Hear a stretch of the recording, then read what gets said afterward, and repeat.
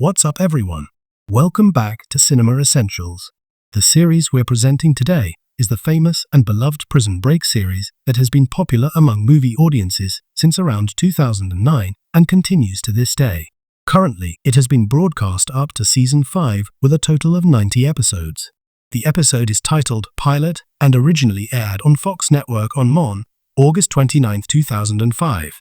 If you're ready, let's begin Season 1, Episode 1. I am your host Theo, presenting this program. A well-dressed Scofield enters a bank and fires his gun 3 times, demanding they open the safe. The clerk says she can't open it because the bank manager isn't there. Scofield fires 2 more shots, saying he's not playing around.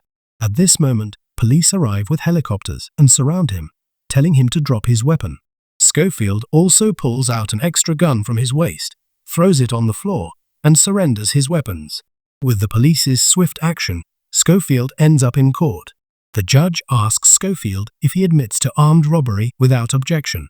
Veronica tells the judge that Scofield was mentally disturbed when he said those things. Scofield tells the judge that he was prepared for the day he would die. Scofield tells his nephew L.J. Burrows, who calls out to him, to go home and study. Veronica looks at Scofield in the defendant's box with sympathetic eyes, feeling sorry for him. Soon after the trial resumes, the judge finds him guilty and sentences him to 5 years in Fox River State Penitentiary. We see Fox River State Penitentiary, America's Level 1 maximum security prison with extremely tight security. The guards line up the inmates and tell them to enter in order. At this moment, Scofield first meets Brad Bellick. Brad Bellick asks if he has the 9 commandments. Scofield says he's not interested in religion. Brad Bellick doesn't like how Scofield talks, so he gets in his face and asks if he's a punk or gay. Scofield says no, and that he'll keep quiet and get out peacefully once he serves his sentence. While Scofield is assessing the prison situation, his cellmate Sucre, who was already in the cell, acts like a mentor, telling him that staying calm is best. At this moment, they witness another inmate walking by getting beaten up. Veronica tells her boyfriend someone Scofield seems to be deliberately trying to get imprisoned, as if something is wrong. While walking, Sucre explains to Scofield about life inside Fox River Prison. When Scofield asks who's holding the cat, Sucre explains that it's D.B. Cooper, who's in prison for hijacking. Scofield says he's looking for someone named Lincoln Burrows. At this moment, Sucre's friend tells him that Lincoln Burrows is a very dangerous person. He also mentions that Lincoln killed the Vice President Caroline Reynolds' brother and will soon face the death penalty. Scofield asks if there's a way to meet Lincoln Burrows. Sucre says they might meet in the chapel or the work area. Sucre tells Scofield that with his appearance, it's impossible to get work in the workshop. When Scofield asks why, he says it's because John Abruzzi controls it. Out of nowhere, Sucre asks why Scofield wants to meet Lincoln Burrows, and Scofield replies that he's his brother. Scofield remembers when he first visited Lincoln in prison.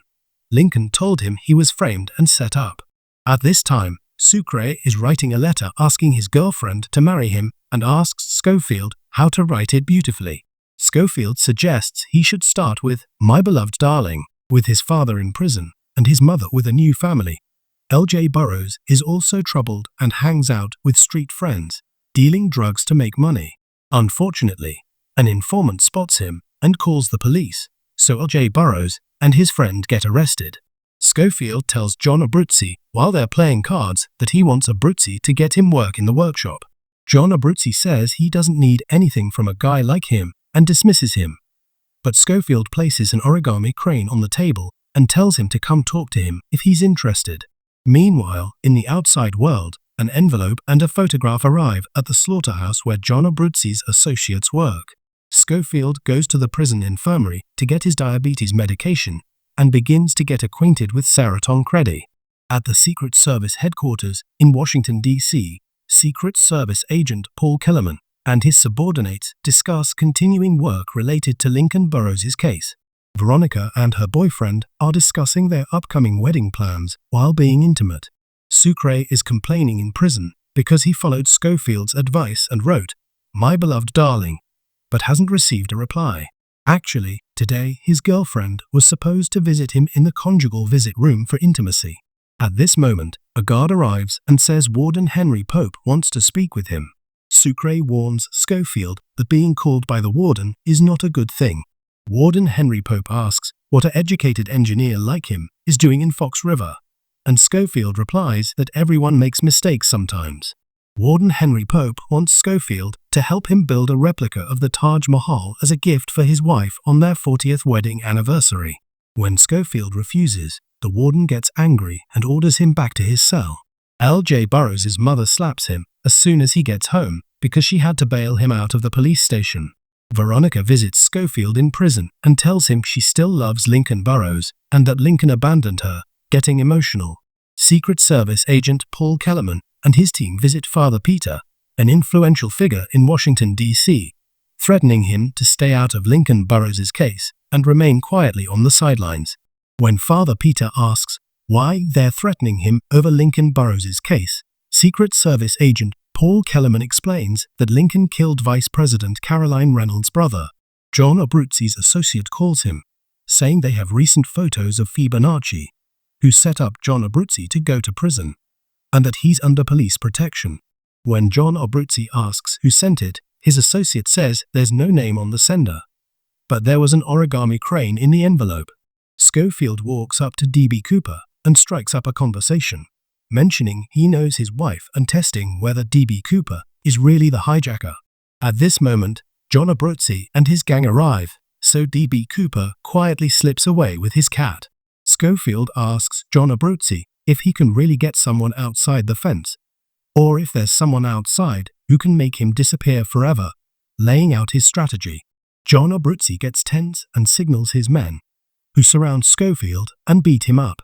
Scofield, who ends up in the warden's office, listens to the warden scolding and threatening him with 3 months in solitary confinement. He tells the warden that if he's put in solitary, he'll be worthless there, and agrees to help build the Taj Mahal replica, which the warden accepts. Father Peter doesn't listen to Secret Service agent Paul Kellerman's words and gets assassinated. This news immediately reaches Veronica, who instantly realizes that what Scofield told her is becoming true. L.J. Burroughs and his mother visit Lincoln Burroughs in prison. Lincoln also advises L.J. Burroughs not to be bad like him.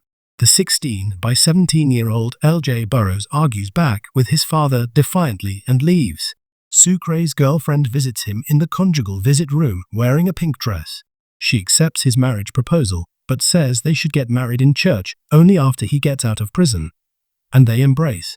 Sarah Tancredi asks Scofield, while reading his medical report, if he's sure he has diabetes. Scofield confirms he's had it since childhood, then gets up from the bed during the doctor's absence and secretly observes the distance between the window and the prison wall.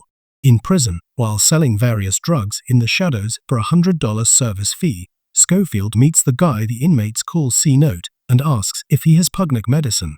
When told it costs $100, Scofield gives C-Note a $100 bill. A guard gives Scofield the workshop worker card that John Abruzzi had arranged. This way, Scofield gets promoted from inmate status to worker status. Working together in the workshop, Scofield and Lincoln Burroughs start talking. When John Abruzzi's subordinate asks why he hired Scofield, John Abruzzi replies that you should keep your enemies closest. When Lincoln Burroughs asks if the prison break plan Scofield mentioned during the prison visit is real, Scofield confirms it and says everything is already planned, not to worry. Then he shows the complete Fox River prison blueprint tattooed all over his body. Lincoln Burroughs' eyes widen in amazement, and he looks closely at the tattoo, asking, "Are you kidding me?" Part 1 is finished. Since we'll continue presenting this series daily until the end, please like and subscribe to the Cinema Essentials channel. Thank you all for watching until the end.